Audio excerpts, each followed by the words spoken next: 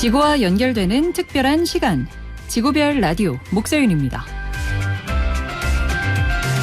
독일의 철학자 쇼펜하우어의 말에 따르면 모든 진실은 세 가지 과정을 거친다고 해요. 첫째, 조롱당한다. 둘째, 심한 반대에 부딪힌다. 셋째, 분명한 진실로 받아들여진다.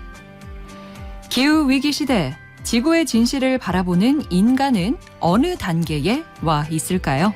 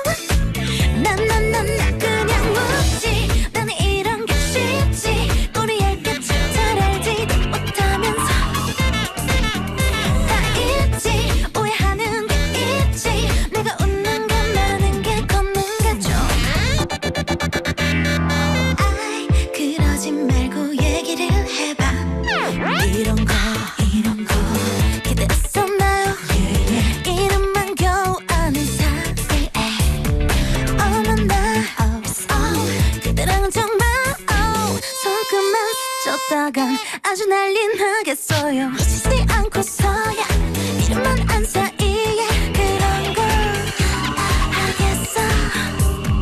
네가 못 가졌다고 그런 말 하는 거 아니야. 또 들어라 실컷 Make it loud, make it more, make me hot. Wanna know the truth, all the truth. 중요한 건 나의 입인 내가 말 오래 때리는 거.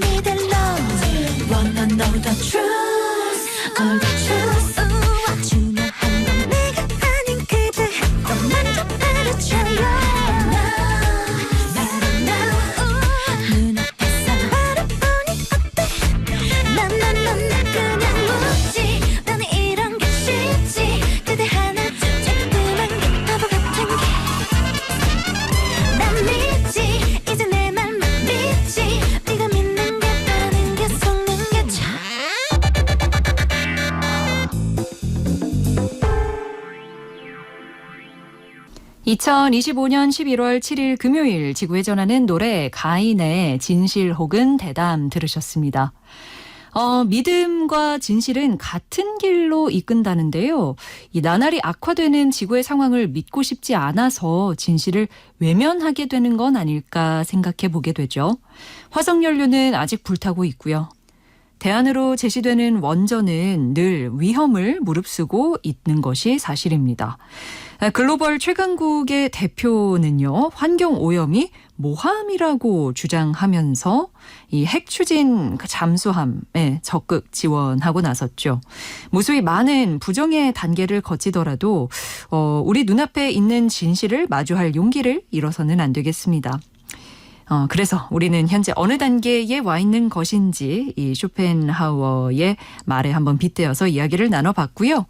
자, 11월 달 에코 챌린지 계속해서 참여해 주시기 바라겠습니다. 벌써 이렇게 11월에 한 주가 흘러가고 있습니다. 여기저기 단풍 많이 보이기 시작하는데요. 단풍 놀이에 나선 분들 혹은 주변에서 잠시 쉬어가면서 이 나무의 변화를 몸소 느끼시는 분들 사진 찍어서 지구별 라디오로 인증해 주시기 바랍니다. 문자 참여번호 샵 1943번입니다. 짧은 문자는 50원, 긴 문자 사진 포함 문자는 100원이고요.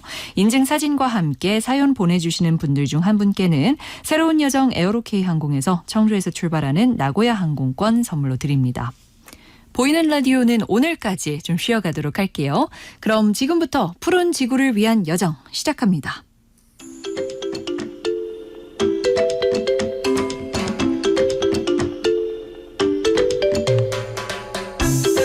알고 들으면 더 재밌는 지구 이야기. 별모음 집.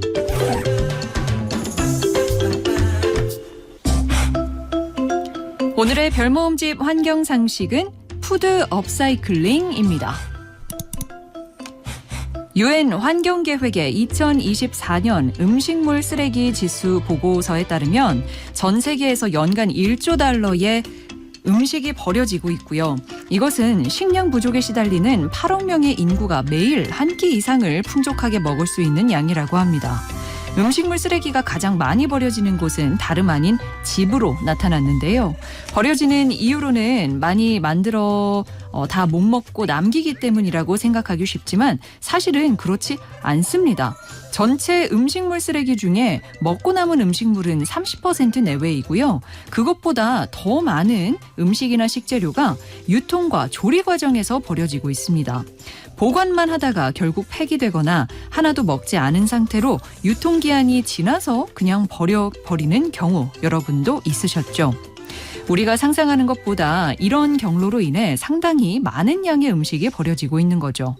그래서 최근 국내 기관과 기업에서는 푸드 업사이클링을 다각도로 추진하고 있는데요. 버려질 식재료나 부산물을 새 식품으로 탄생시켜 환경 보호와 자원 절약을 실천하는 지속 가능한 식문화의 일환을 만드는 것입니다. 새로운 기술과 함께 낭비를 줄이는 식습관으로 번졌으면 좋겠네요. 지금까지 오늘의 지구별 상식 별모음집이었습니다.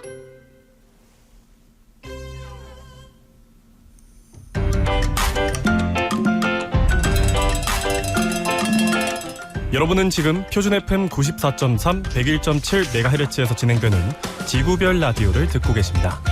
오늘도 지구와 더 가까워질 여러분을 위해 지구별 라디오에서 준비한 선물입니다. 합리적인 가격으로 싱싱한 조개 요리를 푸짐하게 즐길 수 있는 전주 조개주인에서 식사권을, 남원 시외버스터미널 옆 백제약국에서 종합건강영양제를, 좋은 재료와 정성으로 만든 먹거리 정읍 솔나무 떡집에서 떡 선물을, 빙상 경기장 앞별 5개 장수돌 침대 전주점에서 바이오 찜질팩을, 예쁜 아기의 행복한 꿈 파파이아 스튜디오에서 가족사진 촬영권을, 농장과 식탁이 가까운 약선 채식 성찬 감로원에서 식사권을 드립니다.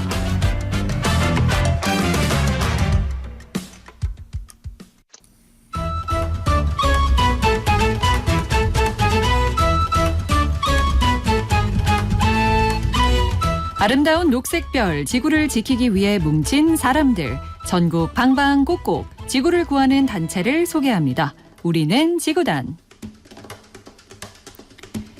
네, 국내에 활발한 활동 펼치고 있는 다양한 단체를 만나보는 시간이죠. 지구를 구하는 단체 지구단. 오늘은 평화운동단체 전쟁 없는 세상의 활동가 오리님 모셨습니다. 어서 오세요.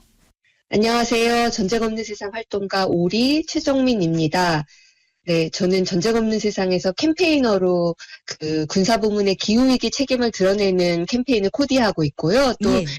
사회운동 캠페인을 성공적으로 수행하기 위해서 생각해봐야 하는 다양한 지점들, 예를 들어서 전략, 전술, 메시지를 어떻게 낼 것인가, 어떻게 조직할 것인가, 이런 것 등에 관한 트레이닝을 진행하는 비폭력 트레이너이기도 합니다. 아, 예. 오픈 프로그램에 초대해 주셔서 정말 감사드립니다. 아, 저희야말로 오늘 전쟁 없는 세상에 여러 다양한 활동 들을 수 있어서 굉장히 좋은 시간이라고 생각되고요. 일단 그러면 속해 계신 평화운동단체 전쟁 없는 세상은 어떤 단체인지도 소개 부탁드릴게요. 네. 전쟁 없는 세상은 2003년 세계 병역 거부의 날인 5월 15일에 창립해서 횟수로 23년째 활동하고 있는 반전 평화 운동 단체입니다. 예. 네, 미국이 벌인 이라크 전쟁 2003년에 그 전쟁과 한국군의 참전에 반대하는 뭐 이등병의 병역 거부 당시에는 꽤 언론에 오르내려서 나름 유명했었는데 너무 오래전이라 이 라디오를 듣고 계시는 청취자분들께서는 많이 모르실 것 같아요. 근데 예. 최근에 이제 저희가 겪었던 비상계엄하고 뭐 군인들의 소극적인 대응, 뭐 박정훈 대령의 항명 뭐 이런 것들 생각해 보시면 그러니까 얼추 비슷한 이미지의 군인들을 떠올리실 수 있을 것 같고 그런 사람들을 지원하는 활동으로 시작을 했습니다. 네. 현재 이제 대체 복무 제도가 도입이 되어서 병역 거부하는 사람들이 감옥에 가는 건 아니고요. 예. 그리고 이제 단체가 20년 넘게 또 활동하다 보니까 이 병역 거부 캠페인 이외에도 다양한 반전 평화 캠페인을 지금은 하고 있습니다. 네, 그렇군요. 말씀하신 것처럼 뭐 시작했을 때만 해도 대체복무제도가 이제 없었던 때라 그거에 대한 목소리를 높이셨고, 지금 시간이 어쨌든 20년이 훌쩍 흐른 거잖아요. 네네. 네. 그래서 시대가 변하면서 뭐 목소리를 내고 계신 어떤 영역과 그 범위도 달라졌을 것 같은데요. 그럼 네. 최근에는 좀 대표적으로 어떤 활동을 펼치고 계실까요? 네, 맞습니다. 그래서 단체 이름이 이제 전쟁 없는 세상이잖아요. 그래서 저희가 이제 전쟁이 없으려면 뭐가 바뀌어야 될까 이렇게 생각을 해봤더니, 그러니까 그 징병제도 군대 말고 무기가 있었어요. 그래서 이제 그러면 무기 이전을 감시하는 활동을 하자 이렇게 된 건데, 근데 이게 되게 비밀리에 진행하는 일이기 때문에 저희가 이제 캠페인을 하기가 굉장히 어려웠는데, 그러니까 보니까 아주 드러내놓고 무기를 사고 파는 시장이 열리더라고요. 그래요. 네, 이름이 뭐 카덱스, 아덱스, 마덱스, DX 코리아 참 이름이 재미있는데 이런 무기 박람회들이 1년에도 뭐 몇 차례씩 열립니다. 그래서 이런 박람회들이 무엇을 실제로 사고 파는지 그런 것들이 이제 드러내는 것을 중심으로 하는 활동을 하고 있습니다. 그리고 또 이제 그 활동 이외에도 올해부터 제가 이제 코디하는 군사부문의 기후책임 프로젝트도 진행하는데요. 그 기후위기를 가져오는 온실가스 배출에 군사부문의 책임이 굉장히 크거든요. 근데 이제 국제기후협약에서는 예외적 지위를 누려오고 있기 때문에 이것을 비판하고 바로잡는 그런 캠페인을 진행하고 있습니다. 아, 그렇군요. 여전히 하고 계신 일이 굉장히 많구나 하는 생각이 드는데요. 사실 그중에 이제 중요한 부분 중에 하나로 무기거래 감시를 말씀해 주셨어요. 사실 이 부분은 뭐 정치권에서는 잘 작동되지 않을 테고 일반 영역에서도 진행하기 어려울 것 같다는 생각도 드는데요. 이제 새삼 중요한 역할을 맡고 계시다는 생각도 드는데 그럼 오리님 같은 경우에는 이 전쟁 없는 세상에서 활동을 하게 된 계기가 있으신가요? 아, 네. 저는 사실 창립 멤버 중 한 명이거든요. 그래서 예. 2003년에 창립될 때 그 창립을 주도했던 사람 중에 한 명이고 저는 이제 그 이전에 2001년부터 평화인권연대라는 단체에서 이제 병역 거부 관련 활동을 하고 있었습니다. 네. 평화인권연대는 사실 같은 반전 평화 단체이고 역시 지금의 전쟁 없는 세상처럼 꼭 병역 거부 이슈로만 활동하는 단체는 아니었는데요. 이제 그 이전에 이제 병역 거부자들은 대다수가 여호와의 증인이어서 그 단전의 관점이라기보다는 여호와의 증인들의 인권의 관점으로 그러니까 지나치게 가혹한 국가폭력에 대해서 이제 문제 제기를 하고 있었는데요. 그러고 나중에 이제 미국이 이라크 침공을 시작하게 되어서 전 세계적으로도 굉장히 엄청난 반전 운동의 열기가 있었거든요. 한국에서도 마찬가지로 가장 크다라고 하는 반전 시위가 연일 이어졌는데 이제 전쟁 없는 세상을 이제 창립한 저를 비롯한 활동가들이 그런 와중에 병역 거부한 당사자들의 인권을 보장하기 위한 운동을 넘어서서 왜 이 사람들이 병사가 되고 싶어 하지 않는지, 왜 총을 들고 싶어 하지 않는지, 이런 것들을 반전운동의 그 맥락에서 핵심을 보다 드러내고자 했기 때문에 이 단체를 설립하게 되었고요. 그 창립 멤버 중에 한 사람으로서 어찌 보면 굉장히 이제 질문 자체가 철학적인데 그런 질문을 사회에 던져보고 싶었기 때문에 때문에 이 전쟁 없는 세상을 창립하고 활동을 시작하게 된 것 같습니다. 네, 그런 목표로 시작을 하셨고 그 시간이 어연 20년이 흐른 건데요. 네. 그럼 어찌 보면 이제 병역 거부를 하는 하나의 인권 운동에서 반전 평화 운동으로 활동의 영역이 넓어진 거네요. 네, 그렇습니다. 이제 안타깝게 이제 전쟁으로 이런 자각을 하게 된 것인데요. 이제 병역 거부라는 것이 실제로는 이제 국가가 전쟁을 일으켰지만 아무도 전쟁터에 나가지 않으면 어떨까라는 어찌 보면 굉장히 나이브하다고도 볼 수 있는 생각에서 출발한 그런 행동이에요. 그래서 네. 병역 거부를 선언한 사람들이 어떤 자신들의 생각이 조금씩 다르지만 기본적으로 전쟁에 반대를 하고 전쟁을 수행하고 준비하는 기관으로서 군대나 한국 징병 제도에 대해서 문제의식을 가지고 있는 사람들이었어요. 네. 그래서 이제 저희가 전쟁 없는 세상이라는 단체를 만들고 이라크 전쟁 반대 운동에 열심히 참여했고 그 이후에도 이제 전쟁이 없었으면 좋겠지만 계속 이제 전쟁이 일어나면서 셀 수도 없이 많은 전쟁에 반대하는 목소리를 높여왔습니다. 이제 그러면서 전쟁이 벌어지기 직전이나 전쟁이 일어난 후의 반전의 목소리를 넘어서서 소위 이제 평화 시기에 전쟁으로 가기 전에 이제 어떻게 하면 전쟁을 막을 수 있을까 이런 것들을 고민하다가 어떤 이제 전쟁으로 가기 위한 어떤 제도나 문화, 군사적인 제도나 문화 등에 대처하기 위해서 고민하다가 이제 말씀드렸던 그러니까 무기거래 감시 운동이나 네. 군사 분야의 기후 책임이나 뭐 경찰 무기를 감시하는 운동이나 이런 쪽으로 활동을 조금씩 넓혀 나가게 된 것입니다. 예. 안타깝게도 실제로는 이 전쟁 없는 세상이 이름 말 그대로 참 이상적이나 이게 네. 또 쉽지는 않은 것이 현실입니다. 뭐 지금도 가자 지구에 뭐 이스라엘의 폭격이 수년째 이어지고 있고 또 러시아 침공 이후 우크라이나에서도 전투가 계속되고 있는 현실이잖아요. 네네. 이게 지금 우리가 알고 있는 좀 대표적인 전쟁의 상황이기도 한데 사실은 이 밖에도 뭐 많은 국가 간 혹은 국가 내의 분쟁이 또 이어지고 있죠. 네, 맞습니다.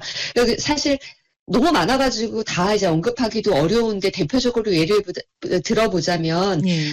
뭐 수단과 미얀마 지금 내전이 심화되고 있고 간간히 이제 뉴스에도 보도가 되고 있고요. 그리고 부르키나파소나 소말리아 같은 데에서도 무장단체와 정부군 간의 치열한 전투가 계속되고 있습니다. 또 뭐 시리아나 에티오피아, 콩고 민주공화국 여전히 많은 민간인이 희생되고 있고 또 이런 상황이 전 세계적으로 그러니까 굉장히 이제 줄지가 않고 오히려 복잡해지고 있는 그런 양상을 보여주고 있습니다. 네. 우리나라도 이제 과거에 직접 겪어야만 했지만은 이 전쟁의 참상은 이루 말할 수가 없잖아요. 그러니까 이 주변의 환경도 모두 다 파괴해버리는 것이 전쟁인데, 근데 전쟁을 일으키는 세력은 흔히 뭐 어쩔 수 없었다고 이야기하는 것 같기도 합니다. 그래서 이번에는 과연 정말 이 전쟁은 어쩔 수 없는 것인지, 전쟁이 일어나는 주요 원인은 무엇인지도 한번 이야기해 볼까요? 네, 이게 이제 각 전쟁마다 이제 사정이 다 다르고 원인이 틀리지만 제가 단언할 수 있는 것은 어쩔 수 없기 때문에 전쟁이 터졌다 이렇게만 볼 수는 없다는 것입니다. 예. 전쟁의 원인이 되게 복합적이지만 대체로 어떤 권력투쟁이라는 것이 있고요. 그리고 자원을 둘러싼 경쟁, 저희가 이제 기후위기 관련한 캠페인을 전쟁 없는 세상에서 할 때 이 부분을 또 직접 얘기를 하기도 하거든요. 네. 그리고 불평등한 어떤 내부적인 정치 구조, 이것으로 인한 갈등, 그리고 뭐 외교적 해결, 이런 것들이 실패했을 때 이제 전쟁으로 간다고 보여지고요.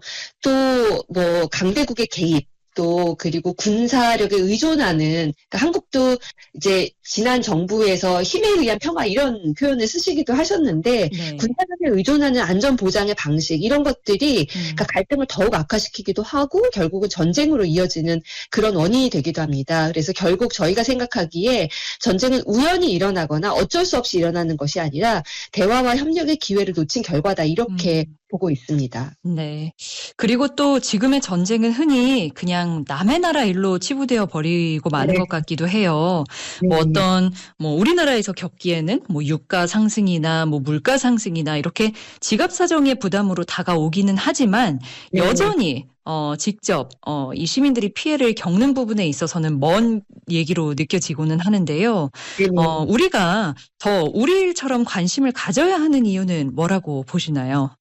네, 맞습니다. 그러니까 말씀해주신 것처럼 사실 우크라이나 전쟁 이후에 뭐 밀가루 값이 뛰고 유가가 뛰고 이런 것들로 이제 간접적으로 저희가 이제 전쟁을 알 수가 있지만 예. 사실은 우리 삶과도 깊이 연결이 되어 있습니다. 네. 그러니까 특히 몇 년 전에 한국 사회를 떠들썩하게 했었던 그 예멘 남매 소위 사태 기억하실 겁니다. 예, 예. 여러 그 예멘 난민께서 이제 제주도에 들어오셔가지고 이제 그걸로 사회적인 이제 이슈가 됐던 그런 것인데요.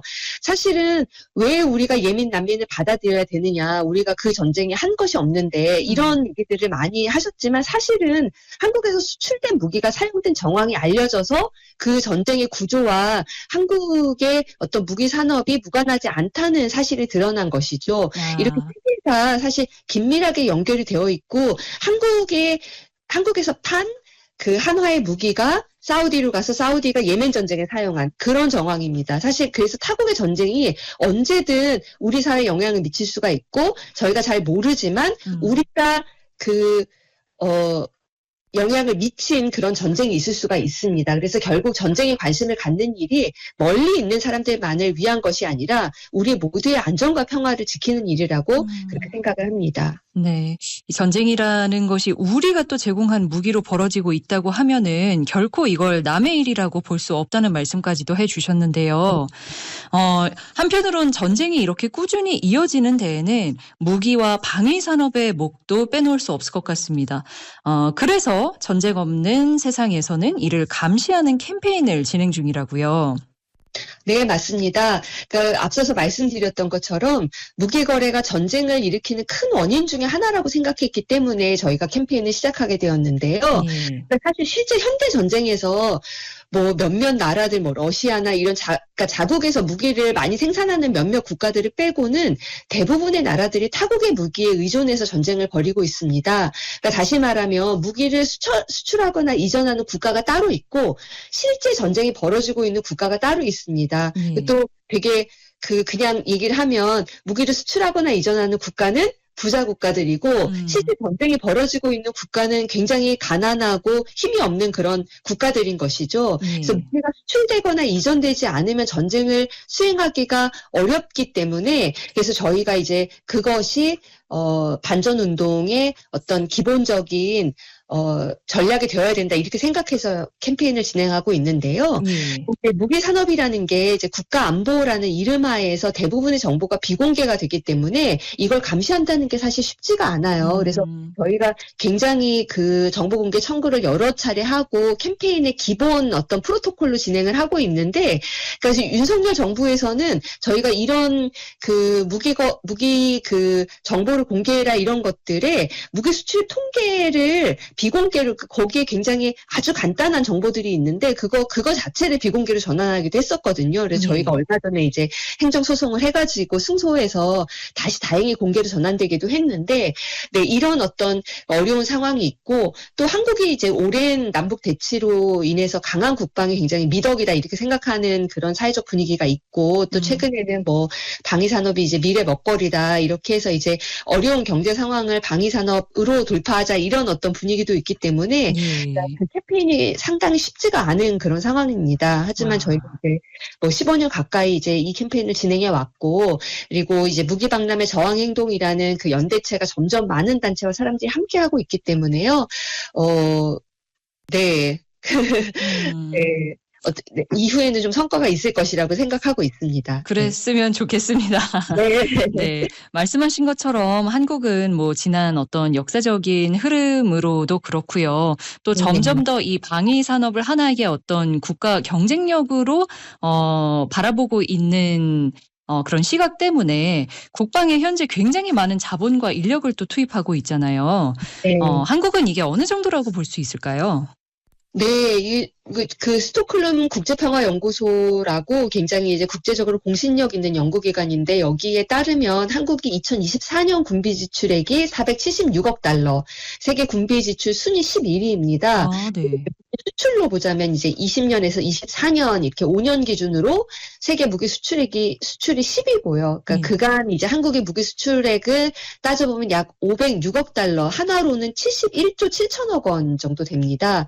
그리고 시장 점유율이 2.2%고 그 전 5년 대비 4.9%가 증가하고 세계 시장 점유율도 이제 2.1%에서 2.2%로 이제 상승했습니다. 네. 계속적으로 이제 상승하고 있는 그런 추세인데요.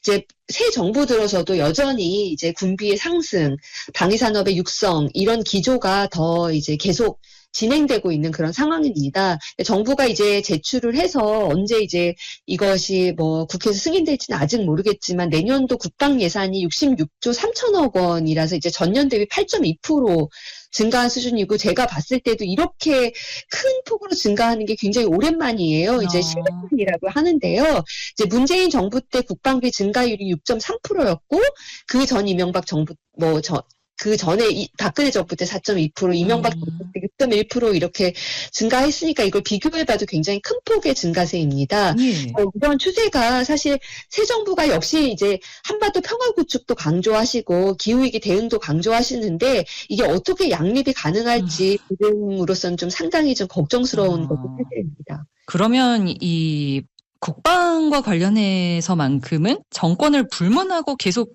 늘고 있는 추세라고 보여지는 네, 거네요. 네네. 예. 그런데 이런 무기 산업이 이제 뭐 자국력을 갖기 위함도 있지만은 앞에서도 잠깐 말씀해 주셨지만 한국산 무기가 계속해서 다른 이웃 국가에 이제 폭력을 일으킬 수 있는 원인과 목적으로 사용되고 있다는 것도 큰 문제인 거잖아요. 네네. 이제 미래 먹거리 산업이라는 게 이제 수출에 관한 것이니까요. 예를 들어보자면 지금 이제 그 이스라엘이 가자지구를 공격한 것은 제노사이드라고 해서 국제적으로도 비판을 받고, 그러니까 심지어 이제 그 국가의 외교 그 차원에서도 굉장히 비판을 받고 있는, 그러니까 시민사회 차원뿐만이 아니라 이제 비판을 받고 있는 그런 상황인데요. 근데 그런 그 상황에서도 한국이 이스라엘에 수출하는 것을 멈추질 않았습니다. 한국의 주요 수출 품목이 탄약하고 그 부품인데요. 이거 계속 수출을 했어요. 그래서 얼마 전에 이제 유엔 특별보고관이 이스라엘의 가자지구 집단 학살에 그 한국을 비롯해서 63개국이 공모했다. 이런 내용의 보고서를 공개하게 됐습니다. 그 보고서를 보면은 한국이 이스라엘군의 가자지구 공습에 쓰인 F-35 스텔스 전투기 부품을 공급한 19개국 중에 하나로 언급이 됐거든요. 그리고 앞서 제가 사례로 들었었던 예멘 내전에서 발견된 한국산 무기의 경우에 그 한국 정부가 이제 우리는 무기를 직접 예멘에 판 게 아니다. 그렇기 때문에 우리 책임이 아니다. 이렇게 이제 전쟁 없는 세상에 얘기를 하셨었거든요. 하지만 이게 사실이 아니죠. 왜냐하면 이제 한국이 2016년에 비준한 무기거래 조약 ATT에 의하면 제6조에 무기와 탄약 부품 등이 집단 살해, 반인도적 범죄, 민간인 공격 등에 사용될 것을 인지했다면 이전을 금지하도록 법으로 규정을 하고 있습니다. 그렇기 때문에 이 법안에 따르면 사실 한국 정부는 당시에 이 무기거래 조약 규정을 어긴 것이 되죠.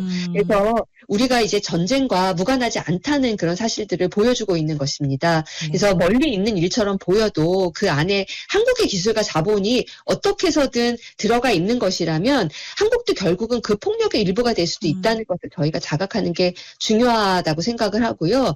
이제 그렇기 때문에 한국이 평화를 지향하는 나라다라고 한다면 어떤 책임을 져야 하는가? 이것이 이제 사회적으로 정부 차원에서 한번 진지하게 돌아봐야 될 시기다라고 생각을 합니다. 네. 말로는 평화를 외치면서 전쟁을 일으키는 국가에 무기를 수출하고 있다고 하면은 그것은 좀 같이 갈 수 없는, 양립할 수 없는 것이잖아요. 네네, 맞습니다. 네. 그리고 또 전쟁은 이제 당연히 환경 파괴로도 이어지는데요.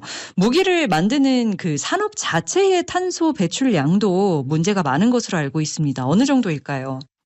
네, 맞습니다. 그러니까 전쟁과 무기 산업이 막대한 탄소 배출을 유발을 하고, 이게 이제 국제적인 연구에 의하면 전 세계 군사 부문이 굉장히 보수적으로 잡은 수치인데 전체 온실가스 배출량의 약 5.5%를 차지한다고 합니다.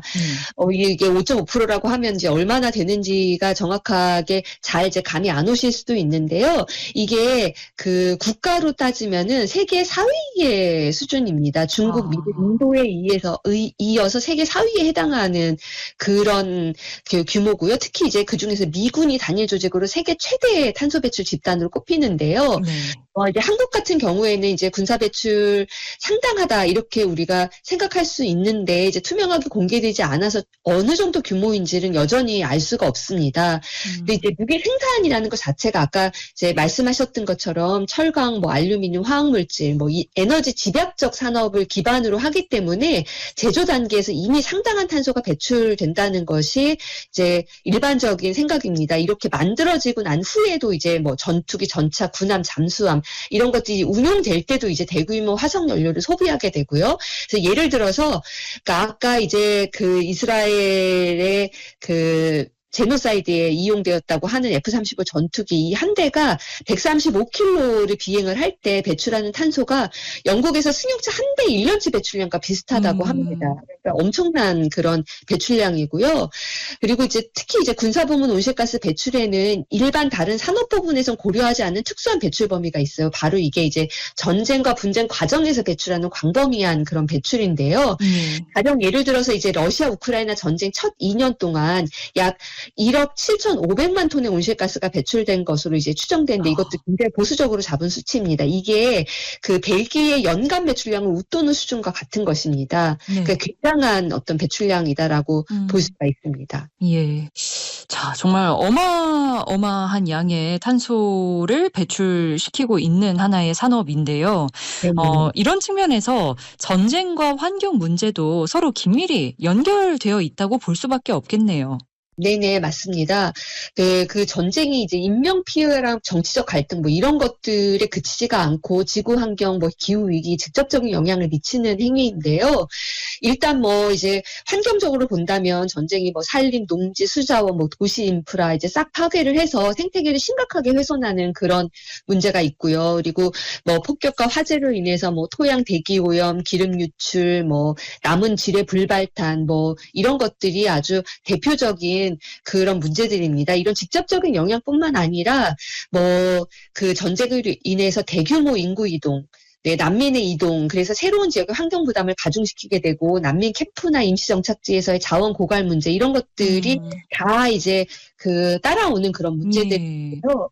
그리고 이제 위에서 이제 제가 군사부문의 온실가스 배출의 비중에 대해서 말씀드렸는데 이제 실제 이 온실가스 배출이라는 게 전쟁 중보다 전후 재건 과정에서 대부분 배출되거든요. 그러니까 이제 뭐 트럼프 행정부가 뭐 팔레스타인에 이제 그 전쟁이 어느 정도 이제 소강 상태에 이르르면 자기네들이 들어가서 뭐 골프장도 짓고 리조트 짓고 막 이런 얘기들을 막 하잖아요. 그러니까 전후 재건 과정에서 대부분 이 온실가스가 배출이 되거든요. 그래서 이제 파괴된 도시와 그리고 이제 인프라를 다시 세우는 과정. 그래서 막대한 건설과 에너지가 투입되어서 온실가스 배출이 발생하는 겁니다. 이제 따라서 이제 평화 구축이라는 게 곧 이제 환경 문제랑도 연결이 되고 기후 위기 대응을 위해서도 이제 군사적 긴장을 줄이고 지속 가능한 안보 전략을 모색하는 것이 굉장히 중요하다고 할 수 있겠습니다. 네.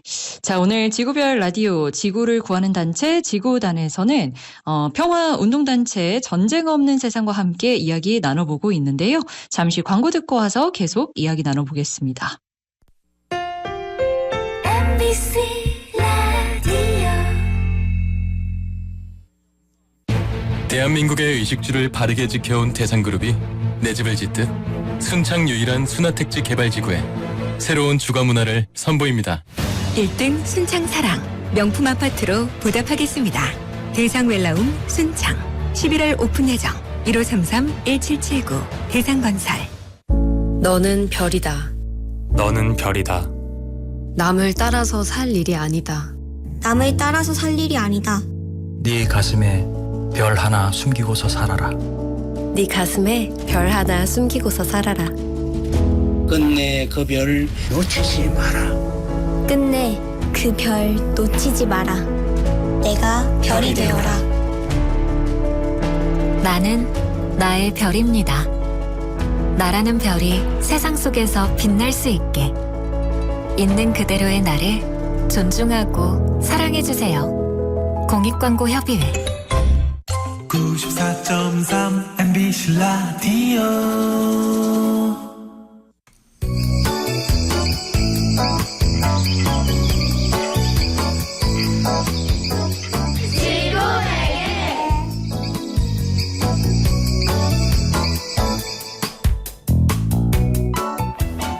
미래의 어린이에게 안녕 친구야. 난 2025년에 살고 있는 학생이야. 미래의 지구는 어떤 모습일지 모르겠지만 이거 하나만 알고 있어줘. 생물과 지구를 아껴주면 좋겠어. 지금 2025년만 해도 다양하고 많은 생물들이 멸종하거나 멸종 위기에 처했어. 뿐만 아니라 생태계 파괴와 우리가 아끼던 사계절이 없어지고 있어.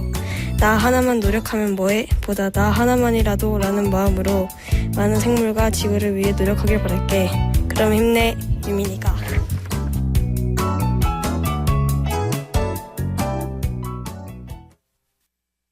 네, 지구별 라디오 지구단 순서 오늘은 평화운동단체 전쟁 없는 세상의 활동가 오리님과 함께 이야기 나눠보고 있습니다. 조금 전까지 이제 전쟁 없는 세상의 어떤 활동과 그리고 전쟁과 환경의 연관성에 대해서 이야기를 나눠보고 있는데요. 잠깐 그 전쟁으로 인한 환경 파괴의 실상을 알리는 핸드북을 발간한 소식도 전해주시면 좀 더 직접적인 이야기를 해볼 수 있을 것 같습니다. 네. 저희가 가장 최근에 이제 발간한 그런 따끈따끈한 핸드북인데, 또 소개할 시간을 주셔가지고, 네, 감사합니다. 예. 저희는 그 군사부문이 기후위기 대응에서 강화되고 있다는 문제의식을 바탕으로 해서 이제 제목이 군대와 탄소 발자국, 한국이 풀어야 할 숙제라는 제목의 핸드북을 발간을 했습니다. 네, 한국군의 탄소 배출 실태를 알리고 투명한 공개와 감축 필요성을 사회적으로 제기하기 위한 목적인데요. 네, 혹시 궁금하신 분들은 전쟁 없는 세상 이제 홈페이지에 가시면 무료로 다운을 받으실 수 있습니다. 네, 다운받아서 확인해 보는 것도 좋지만 이 핸드북에 담긴 내용에 대해서 지금 또 조금 더 구체적으로 말씀해 주신다면 어떤 내용이 있을까요? 네, 지금까지 이제 얘기한 내용이 대부분 다 담겨 있습니다. 이제 군사부문이 연간 27억 5천만 톤의 온실가스를 배출하고 있고, 이게 세계 전체 배출량의 5.5%에 해당한다는 거, 한국의 경우에 국방부의 비공개 정책으로 인해서 정확한 수치는 알 수 없지만, 공급망까지 포함을 한다면 유엔에 보고한 수치보다 훨씬 많은 온실가스를 배출할 것이라는 거, 그리고 거기에 이제 저희가 생각하는 한국 정부에 대한 구체적인 정책 대안이 들어가 있습니다. 그래서 일단 배출량을 투명하게 공개를 해야 된다. 이게 우선적으로 필요하다는 거, 그리고 기후위기 대응 전략에 군사부문이 반드시 포함되어야 한다. 지금까지는 포함되지 않았기 때문에요. 그리고 이제 분비 축소랑 평화 정책이 곧 온실가스 감축 정책의 전략이 될 수 있다는 것을 강조하는 그런 내용입니다. 이런 데이터를 통해서 이제 우리 군 쪽에 요청한 사안이 있으시다고요? 네네. 저희가 이제 캠페인을 하기 위해서 또 핸드북을 발간하기 위해서 다양한 자료가 필요한데 너무 자료가 없어가지고 여러 차례 정보공개 청구를 했거든요. 근데 저희가 생각하기에 정보공개 청구라는 것이 단순한 행정 절차가 아니라 군사부문의 기후위기 대응의 사각지대에서 끌어내서 투명하게 공개를 하고 또 감축 전략에 포함시키기 위한 첫걸음이라고 생각을 해서 이제 정보공개 청구를 여러 차례 진행을 했는데요. 그리고 또 이제 국방부랑 또 환경부가 이를 어떻게 답변하느냐가 앞으로 이제 한국의 기후정책 신뢰성 그리고 국제적 책임 이행 여부를 가늠하는 중요한 시험대가 될 것이라고 저희는 생각했기 때문이에요. 그러니까 저희가 이제 요청한 사항은 이제 간단하게 말씀드리면 군사 장비별 연료 사용량 어느 정도 되느냐, 배출량 어느 정도 되느냐, 군사 시설에서 배출하는 것은 어느 정도 되느냐, 그리고 어떻게 배출량을 산정하느냐. 왜냐하면 이제 국방부가 이미 유엔 기후변화 협약에 보고한 수치가 있으니까 그것을 어떻게 산정을 했느냐, 범위는 어디냐, 이런 것들을 알려달라 이런 내용이었습니다. 그리고 대부분 이제 비공개 처리를 하는데 무슨 근거 법적 판단으로 그렇게 하는 것이냐 이런 것들을 이제 물어봤고요. 또 국방부 답변 중에 환경부한테 물어봐라 이런 게 있어가지고 환경부에도 이제 최종 작성권자가 환경부니까 이제 환경부한테도 비슷하게 이제 통계에서 국가 안보나 국방시설과 직결되는 것으로 다 분류를 해가지고 완전히 제외를 하는데 그 근거가 뭐냐, 그리고 NDC 군사부문을 포함할 계획이 있냐, 이런 것들을 질문을 했습니다. 그러게요. 그러니까 사실은 기후위기 대응 전략에 있어서 이 군사부문이 아직까지 포함되어 있지 않았다는 부분이 좀 의아스럽기는 해요. 그러니까 말씀 주신 것처럼 무기를 생산하고 사용하고 또 그로 인해서 파괴된 환경을 재건하는 이 전 과정에서 엄청난 탄소가 배출되는 거잖아요. 안 그래도 곧 있으면 이제 향후 5개년 국가 온실가스 감축 목표, 조금 전 말씀해 주신 이 NDC를 다시 세워야 하는데 이 NDC와 관련해서 의견서를 제출하셨다고 하셨잖아요. 네네. 네. 네, 이제 10월 한 달 동안 정부가 홈페이지를 통해서 이제 전 국민 의견을 받았어요. 그래서 저희도 아무래도 이제 군사 부문에 대해서는 의견을 제출하는 곳이 많지 않을 것 같아가지고, 의견을 제출을 했고, 저희가 이제 했던 핵심 요구는, 2035 NDC의 군사 부문 온실가스 배출량 반드시 포함해야 된다, 이런 것이었는데요. 저희가 이제 제기한 이유가 4가지가 있었습니다. 그러니까 첫째는, 전지구적 이행점검, 즉 GST 결정문에 모든 부문 포함으로 국가에서 NDC를 세워야 된다 이런 원칙이 있었는데 한국 정부도 GST를 NDC에 적극 반영하겠다고 이미 의견을 밝힌 바가 있습니다. 근데 모든 부분 포함이라면 당연히 군사 부문도 이제 들어가야 하기 때문에 그것을 저희의 근거 첫 번째로 삼았고요. 두 번째는 이제 군사 부문을 제외하면 NDC의 신뢰성과 이행 점검이 불완전해진다. 왜냐하면 가장 큰 온실가스 배출원이 제외된다면 어떻게 NDC 목표를 달성하겠냐. 이게 저희의 두 번째 입장이었고, 세 번째로는 이제 국제적 리더십에 관한 것입니다. 새 정부에서도 굉장히 여러 차례 이제 강조한 것인데, 세계 11위 군비 지출국이고 10위 무기 수출국으로서 책임이 있다, 역할이 필요하다, 이런 것이었고요. 마지막에는 이제 만약에 이번에 이제 NDC에 포함이 되지 않으면 2040 NDC, 그러니까 2030년에는 다시 세울 2040 NDC에 포함이 될 것에 대해서 논의를 하게 될 텐데, 그렇다면 이제 2050이 이제 넷째로 파리 협정 1.5도씨 목표 달성에는 엄청난 차질이 생길 거다. 이제 타임라인적으로 이제 그런 점들을 강조했습니다. 이런 좀 현실적인 의견과 제안을 하신 건데요. 혹시 뭐 답변이 온 게 있나요? 아니요, 없습니다. 아직까지는 제출만 하신 상태이군요. 네. 한편으로는 이런 생각도 듭니다. 워낙 이 국방 예산은 방대하다 보니까 이런 부분을 일부 좀 전환해서 기후 대응에 사용한다면 어떨까 싶은데요. 이런 부분도 제안을 하셨다고요. 네, 맞습니다. 이제 시민사회, 특히 이제 평화단체 쪽에서는 군사비를 줄여서 그 재원을 기후위기 대응에 전환해야 된다. 그런 의견을 꾸준히 이제 제기를 해왔거든요. 이제 저희가 이제 근거로 삼는 건 첫 번째가 이제 군사비 증가 자체가 온실가스 배출 증가로 이어진다라는 것입니다. 그래서 이제 국제연구에 따르면 군비 지출이 1,000억 달러 늘어날 때마다 약 3,200만 톤의 탄소가 추가로 배출된다고 합니다. 그래서 저희가 생각하기에는 국방비 증액, 하고 기후위기 대응은 죄송하지만 양립하기 어렵다, 이렇게 생각을 하고 있습니다. 그래서 조금 전에 말씀드린 것처럼 한국의 뭐 어떤 군비 지출 상황이라든가 이제 무기 수출 12국 이런 것들을 생각을 하면은 더더욱더 우려가 되는 지점이고요. 그리고 당연히 이제 제로섬 사회이기 때문에 군사비가 늘어나면 어떤 곳에 예산이 줄어들 수밖에 없는 거 아니겠습니까? 그래서 이제 뭐 윤석열 정부 같은 경우에는 뭐 아시는 것처럼 기후위기 대응 예산이 이제 처참한 수준이었는데 이재명 정부 들어서 이제 얼마 전에 나온 첫 예산안 보면은 환경부 예산이 이제 내년 예산안이 올해보다 7.5% 늘어난 거 굉장히 고무적이라고 생각을 하는데, 윤석열 정부 때 엄청나게 삭감한 것을 이제 문정부 수준보다 살짝 높은 수준으로 되돌린 거라고 보여지고요. 하지만 국방 예산은 이제 이전에 말씀드린 것처럼 한 번도 삭감된 적이 없습니다. 그래서 저희는 모든 정부 예산이 기후에 미치는 영향을 평가해야 된다고 생각을 하고, 군사 부문도 예외 없이 그 평가에 포함이 돼야 된다고 생각을 합니다. 즉 군사비를 줄여서 이제 기후위기 대응 재원에 투입을 하는 것이 단순한 어떤 예산 조정이 아니라 평화와 기후 정의를 동시에 실현하는 전략이라는 게 저희의 생각입니다. 그러게요. 계속 오르기만 하는 이 국방 예산의 일부가 기후 대응에 투입되었으면 참 좋겠습니다만, 이게 또 워낙 막강한 산업이다 보니까 이런 평화로 향하는 길목으로의 전환이 쉽지만은 않을 것 같습니다. 어떻게 보시나요?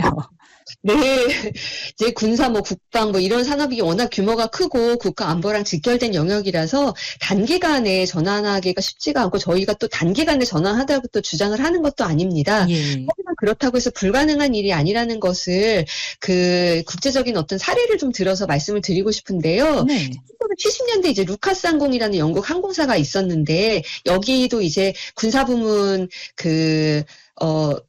쓰이는 그런 항공기를 제조하던 그런 회사였습니다. 근데 당시에 이제 구조조정을 이유로 대규모 해고를 추진을 했을 때 노동자들 노동조합에서 우리 그 항공사를 그러니까 줄이지 말고 대신에 사회적으로 유용한 제품을 만들면 어떤가 해서 이제 이 루카스 프로젝트라는 것을 진행을 했고 노동자들이 자신들이 가진 기술을 그러니까 무기를 만드는 거 말고도 풍력 터빈이나 하이브리드 자동차나 뭐 히트 펌프나 에너지 효율 주택 등 150여 개의 대체 제품을 우리가 가진 기술로 생산할 수 있다. 이런 것들을 제안을 했어요. 그래서 이제 무기산업 노동자들이 가진 그 고도의 기술이 있지 않습니까? 이것이 무기를 생산하는 것뿐만 아니라 친환경 사회적 전환 이런 것들에 기여할 수 있음을 보여준 대표적인 사례로 이제 평가가 되고요. 아주 좋은 다큐멘터리도 있습니다. 이거와 관련된. 근데 이제 물론 이제 당시 회사는 노동자들의 요구를 들어주지 않았지만 영국에서는 2016년에 새로운 루카스 계획이라는 그 네트워크가 만들어져서 방위 산업을 친환경 산업으로 전환하자는 논의가 이어지고 있어요. 그리고 실제로 이제 얼마 전에 이제 팬데믹이었잖아요. 그때도 BAE나 에어버스 같은 그런 최첨단 무기 기업들이 이제 자신들이 가지고 있는 그런 기술들을 이용을 해서 무기를 생산하지 않고 의료용 인공호흡기 제작, 당시 팬데믹이 굉장히 필요했었던 그런 것들 참여하기도 했습니다. 이것을 봤을 때 이제 군사 방산 분야 기술이라는 것들이 충분히 친환경 산업으로 전환될 수 있는 가능성이 많다. 이런 것들을 보여주는 거거든요. 그래서 한국도 이런 국제적 경험을 참고로 해서 정의로운 전환을 장기적으로 이제 논의할 필요가 있겠다. 네, 저희는 이렇게 주장을 하고 있습니다. 네. 뭐 꼭 이 방위 산업이 이어져야만 이 기업의 기술이 이어지는 것은 아니라는 것을 보여주는 좋은 사례인 것 같아요. 네. 자, 그럼 저희 이제 인터뷰를 좀 마무리해야 할 시간이 벌써 다가왔는데요. 이 전쟁 없는 세상이 바라는 이상적인 세상과 또 그것을 만들기 위한 앞으로의 노력과 계획이 궁금하네요. 네. 그 어떤 짧은 미래에만 생각해보면 되게 어려운 일이지만 전쟁 없는 세상이 궁극적으로 바라는 것이 뭐 모든 전쟁도 사라지고 이제 군사주의가 아닌 평화와 인권이 사회 중심이 되는 그런 세상입니다. 그래서 그 저희의 이제 프로그램들이 다 그런 것들을 만들어 나가기 위해서 그 진행되고 있는 그런 사업들이고요. 그래서 이런 것들을 위해서는 저희 단체 뭐 몇몇의 힘만으로는 부족하고 꾸준히 많은 사람들이 함께 해주시고 함께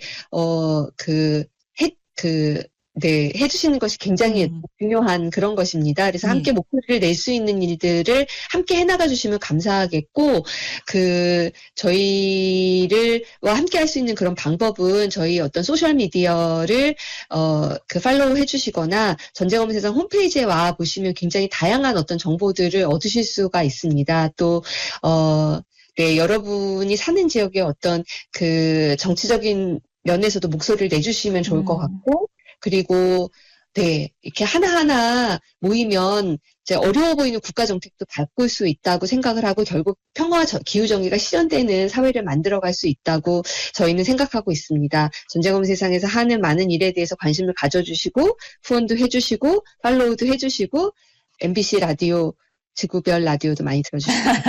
네, 고맙습니다. 평화가 위협받고 있는 지금 시대에 꼭 필요한 감시와 또 제언들에 대해서 이야기를 들어봤는데요. 앞으로도 전쟁 없는 세상의 활동을 저희도 응원하도록 하겠습니다. 오늘 말씀 여기까지 듣도록 하죠. 고맙습니다. 고맙습니다. 네, 지금까지 전쟁 없는 세상의 오리 활동가와 함께 이야기 나눠봤습니다.